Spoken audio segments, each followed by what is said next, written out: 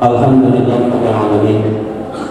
La ilaha illallah wahdahu la syarika lahu, lahul mulku wa lahul hamdu wa huwa ala kulli syai'in qadir. Wa asyhadu anna Muhammadan 'abduhu wa rasuluhu sallallahu alaihi wasallam. Allahumma shalli wa sallim wa barik ala nabiyil karim nabiyina Muhammadin wa ala alihi washabihi ajma'in. Amma ba'du, usikum wa nafsi bi taqwallah wa qad fazal muttaqun. Isma'u ma qala rabbi wa rabbukum fi kitabil karim. A'udzu billahi minasyaitonir rajim. Wa'budullaha wa la tusyriku bihi syai'an wa bil walidayni ihsana wa bidhil qurba wal yatama wal masakin wa jalil qurba wal jalil junubi wastabir wa istabir. Akhir ayat. Hadirin sidang jemaah rahimakumullah, Dhaifur Rahman, para tamu-tamu Allah, bersyukur alhamdulillah kita masih berikan umur. Allah pertemukan kita dengan hari yang baru, cuaca yang baru, kenikmatan yang baru. Alhamdulillah bersama dengan rezeki tiada henti sampai mati. Karena itu tidak perlu ada iri dan dengki. Karena Allah sudah menjanjikan rezeki itu pasti sampai mati. Tidak akan pernah sedikit pun dikurangi jatah rezeki untuk setiap hambanya. Yang penting adalah bagaimana kita dengan rezeki itu menjadi kita semangat untuk meningkatkan kualitas syukur dalam bentuk peningkatan mental ibadah. Ibadah yang tidak lama, sholat tidak lama, zikir tidak lama, semuanya ibadah itu tidak lama. Tapi yang tidak lama inilah Allah panjangkan umur amalnya, sehingga kita menjadi orang-orang yang beruntung baik di dunia maupun di akhirat kelak nanti. Salawat dan salam senantiasa kepada Rasulullah SAW, kepada keluarga, para sahabatnya, para tabi'in dan tabi'in. Allah Subhanahu wa Ta'ala menciptakan kita dari bahan yang sama, yang disebut dengan nutfah, kemudian berkembang menjadi alaqah, kemudian menjadi mudghah. Lalu disitulah Allah Subhanahu wa Ta'ala mengembangkan penciptaannya, dan Allah membentuk rupa seperti kita ini. Izin Allah Subhanahu wa Ta'ala kita lahir ke dunia, tinggal di bumi Allah yang sama, mendapatkan perintah yang sama, contoh yang sama, Rasulullah SAW. Karena itulah di dalam konsep Al-Quran bukan disebut dengan persaingan hidup, tapi perlombaan hidup. Sebab Allah berfirman, "Alladzi khalaqal mauta wal hayata liyabluwakum ayyukum ahsanu amala." Allah yang telah menciptakan kehidupan dan kematian, Allah menguji kalian siapa yang terbaik amalnya. Artinya di sini menunjukkan bahwa kita ini sedang berlomba, start dan akhirnya semuanya akan kembali kepada Allah Subhanahu wa Ta'ala.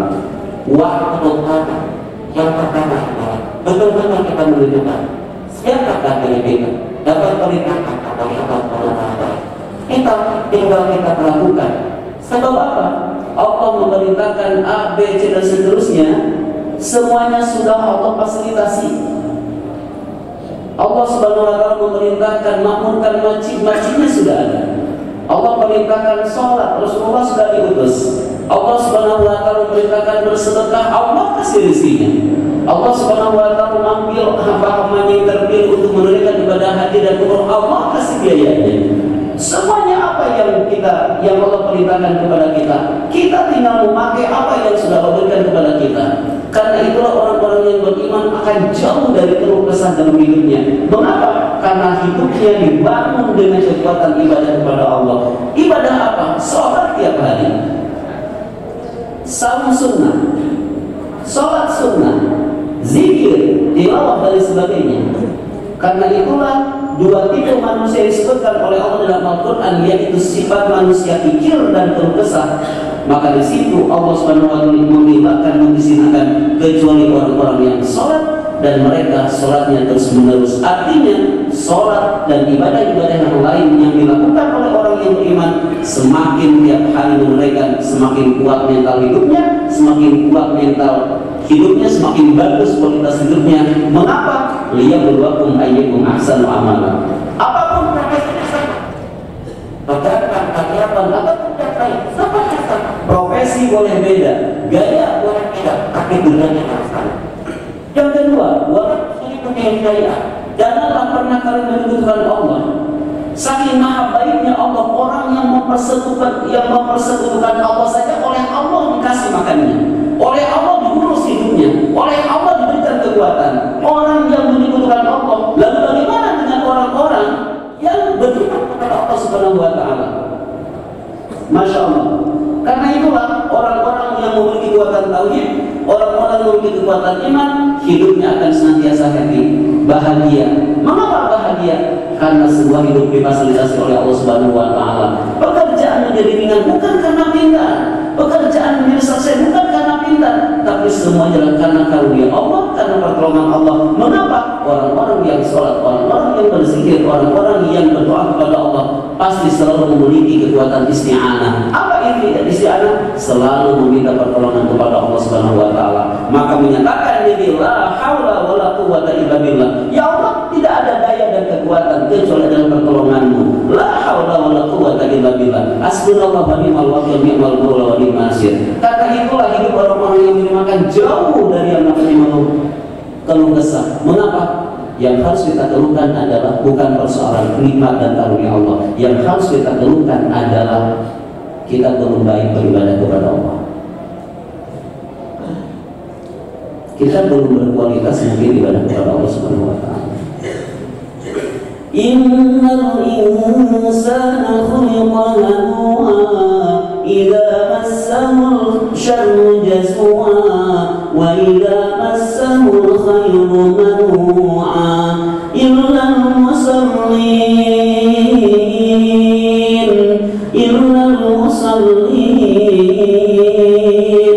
alladhina hum 'ala salatihim daimun. Manusia diciptakan berkeluh kesah, tapi dua karakter ini bukan harus kita miliki. Allah hanya menginformasikan dua karakter manusia yang jelek, satu keluh kesah, yang kedua kikir. Illal musallin, kecuali orang-orang yang sholat. Karena itulah orang-orang yang sentiasa membangun komunikasi vertikalnya dengan Allah Subhanahu wa Ta'ala, makin hari makin kuat, makin hari makin semangat, makin hari makin pede percaya diri. Goal target dari setiap apa yang direncanakan. Bismillah, bismillah, bismillah. Dengan menguatkan tauhid terus kepada Allah Subhanahu wa Ta'ala. Hadirin yang Allah Subhanahu wa Ta'ala. Yang ketiga adalah wabil walidaini ihsana. Hendaknya kita membangun komunikasi horizontal. Yang pertama lebih baik adalah yang disebutkan Allah, wabil walidaini ihsana. Apa? Berbuat baik kepada orang tua. Hadirin yang dirahmati Allah Subhanahu wa Ta'ala. Ada orang tua kita yang masih ada orang tua yang sudah tidak ada. Berbakti kepada orang tua yang masih ada, muliakan mumpung masih ada. Minta doanya. Ridallah fi ridal walidain. Keridhaan Allah ada pada keduanya. Sahtullah fi sahtil walidain. Kemurkaan Allah pun tergantung kepada bagaimana mereka tersakiti oleh anak-anaknya. Karena itulah orang tua bahagia bukan karena kita sukses dunia saja. Bahagia dunia, sukses dunia, bahagianya sebentar. Orang tua akan bahagia selama-lamanya apabila mereka merasakan ketenangan karena kesolehan anak-anaknya. Hadirin, kita renungkan baik-baik. Orang tua diangkat derajatnya oleh Allah, walaupun tidak terlihat, tapi akan dirasakan. Adalah ketika anaknya terus menunaikan ibadah kepada Allah Subhanahu wa Ta'ala. Menjadi anak yang membahagiakan orang tua bukan karena dunianya saja. Tidak salah belikan mobil, tidak salah belikan rumah, tidak salah belikan pakaian, tapi itu semuanya akan ditinggalkan. Orang tua yang akan merasakan bahagia selama-lamanya adalah ketika orang tua melihat dan merasakan bagaimana dahsyatnya doa dari anak yang sholat dengan sholatnya. Dan yang tidak kalah pentingnya adalah bahwa semua kesolehan baik dalam bentuk vertikal maupun horizontal akhlakul karimah itu adalah hadiah terbesar dan abadi sampai hari akhir. Seorang anak sholat itu hadiah untuk orang tuanya. Seorang anak menunaikan ibadah haji adalah hadiah terbaik untuk orang tuanya. Akhlakul karimah, kejujuran di dalam melakukan kinerja dalam pekerjaannya itu adalah hadiah untuk orang tuanya, sehingga terus mengalir pahalanya tidak pernah berhenti. Orang tua bahagia yang sudah meninggal dunia di sana, hadirin tersenyum bahagia. Alam kuburnya semakin luas, bedanya semakin tebal, dijauhkan dari siksa api neraka, dari siksa kubur. Kenapa? Karena akan terasa bagaimana dahsyatnya doa, bagaimana hebatnya ibadah-ibadah. Karena itulah hadirin yang dirahmati Allah Subhanahu wa taala, salat Jumat ini pun termasuk hadiah untuk orang tua kita. Karena itu baguskan kualitas ibadah kita. Berikan hadiah-hadiah terbaik untuk orang tua kita. Nanti Allah Subhanahu wa taala beritakan, jannatu adnin yadkhulunaha wa man salaha min abaihim wa azwajihim wa dzurriyyatihim wal malaikatu yadkhuluna min kulli bab salamun alaikum bima sabartum fa ni'mal badal. Surga adnin. Di dalam tafsir itu kan dijelaskan, surga adnin itu adalah merupakan sebuah istana di dalam surga yang semuanya terbuat dari emas. Siapa yang akan menghuninya? Wa man shalah min abaihim, orang-orang yang soleh dari kalangan nenek moyang mereka. Kita punya ayah, kita punya nenek, kita punya kakek, kita punya terus ke atas. Wa azwajihim, pasangan-pasangan mereka, suaminya soleh, istrinya soleh. Wa dzurriyyatihim, anak cucu mantu semuanya tafaqquh fiddin. Hadirin, wal malaikatu yadkhuluna min kulli bab, semua mereka masuk ke dalam surga. Malaikat masuk dari setiap pintu surga itu. Lalu para malaikat memberikan salamun alaikum, selamat kalian masuk surga. Salamun alaikum bima sabartum, karena kesabaran kalian. Sabar apa? Satu, sabar dalam menunaikan ibadah kepada Allah Subhanahu wa taala. Jangan hanya sabar dialamatkan kepada musibah. Ketika Allah Subhanahu wa taala berfirman, ya ayyuhalladzina amanu taqu, ya ayyuhalladzina amanu sabiru wasabiru. Hai orang-orang yang beriman, bersabarlah kalian dan kuatkan kesabaranmu. Apa maksudnya? Bukan sabar ketika menghadapi musibah, bukan sabar ketika terjadi bencana. Sabar dalam menunaikan ibadah kepada Allah. Begitulah yang dikutip oleh Imam Ibnu Katsir dalam tafsirnya, pendapat daripada para mufassir. Hadirin yang dirahmati Allah Subhanahu wa taala, sabar dalam sholat, karena sholat itu sebentar. Sholat itu sebentar. Sabar dalam menunaikan ibadah Jumat, karena Jumat itu sebentar. Jangan sampai Jumat cuma tidur. Memberikan hadiah apa untuk orang tua kita hadirin, dan mendapatkan pahala seperti apa apabila kita betul-betul menyanyiakan kesempatan yang Allah berikan ini. Hadirin yang dirahmati Allah Subhanahu wa taala, beruntung jika kita masih punya orang tua dan sekarang orang tua melihat kesolehan kita, dirasakan kebahagiaan lahir dan batin mereka. Barakallahu li wa lakum.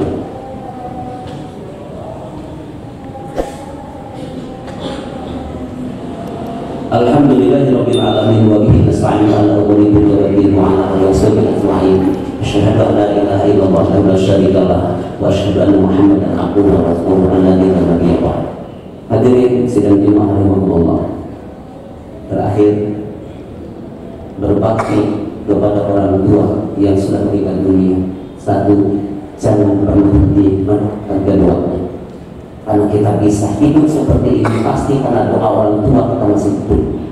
Mungkin dulu orang tua kita mendoakan sejak kita masih kecil, saat kita masih kecil, diijabah oleh Allah seperti sekarang ini.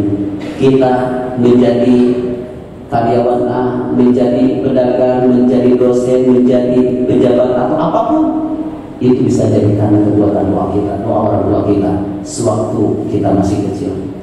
Yang kedua, lanjutkan kebiasaan baik orang tua kita. Jangan putuskan, lanjutkan. Jika orang tua kita ahli masjid, jangan putuskan bahkan ke masjidnya. Jika orang tua kita ahli sedekah, jangan putuskan amalan sedekahnya. Jika orang tua kita senantiasa baik dengan tetangganya, sambungkan silaturahimnya. Yang ketiga, wujudkan cita-citanya.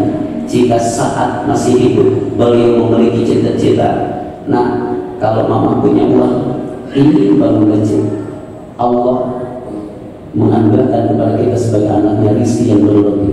Wujudkan cita-cita itu. Kalau mama punya uang ingin menguburkan si bibi. Kenapa si bibi itu baik, nggak pernah liko-liko dalam bekerjanya, menyelesaikan pekerjaan rumah, nyuci dan sebagainya. Mama pengen menguburkan si bibi. Ternyata keburu wafat. Jika kita dianugerahi kelebihan rezeki, wujudkan cita-cita itu. Kenapa? Sebagai bakti seorang anak kepada orang tua yang sudah tidak ada. Hadirin yang dirahmati Allah Subhanahu wa taala, keberkahan hidup di antaranya satu adalah membangun kualitas mental ibadah kita kepada Allah Subhanahu wa taala. Yang kedua adalah menguatkan tauhid kepada Allah Subhanahu wa taala. Yang ketiga, berbuat baiklah kepada ibu dan ayah kita. Percaya, jika kita berbakti kepada orang tua kita, nanti anak-anak kita yang akan membahagiakan kita. Tapi jika durhaka kepada orang tua, ingat suatu saat nanti punya anak-anaknya itu akan lebih jahat kepada orang tua. Hadirin yang dirahmati Allah Subhanahu wa taala, sebagai bukti cinta kepada orang tua, siapkan mental kita sebagai bukti bakti terakhir kepada orang tua kita saat orang tua kita meninggal dunia. Siapkan kita dengan orang yang memandikan. Jadilah anak yang bisa memandikan jenazah kita. Kenapa? Karena orang tua kita memandikan bertahun-tahun. Orang tua kita memberikan pakaian bertahun-tahun sesuai dengan perkembangan apa? Nah, yang mengkapani jenazahnya adalah kita sebagai anak. Yang ketiga, ketika mensolati jenazah orang tua kita yang harus menjadi imamnya. Atau kalau tidak kita bisa mensolati jenazah ibu ayah kita, yang memasukkan kelihat jangan orang lain, kita. Dan Hasan al-Basri menangis ketika ibu meninggal dunia. Lalu ditanya, kenapa engkau wahai? Engkau ini adalah ulama besar, engkau ini adalah profesor, engkau ini adalah ilmuwan. Saat ibunya meninggal dunia, menangis luar biasa. Hadirin, apa jawabannya? Aku posisi bukan sebagai seorang profesor, bukan sebagai seorang ilmuwan, tapi posisi aku saat ini sebagai seorang anak yang ibuku sudah meninggal dunia. Berarti satu pintu surga sudah tertutup untuk aku. Allahu Akbar. Hadirin yang dirahmati Allah Subhanahu wa taala, yuk kita bangun terus bersama-sama. Liyabluwakum ayyukum ahsanu amala, berlomba fastabiqul khairat dengan ibadah dan amal saleh menuju kepulangan kepada Allah Subhanahu wa taala. Allahumma shalli wa sallim wa barik ala nabiyyina Muhammadin wa ala alihi washabihi ajma'in. Amin ya Allah ya rabbal alamin.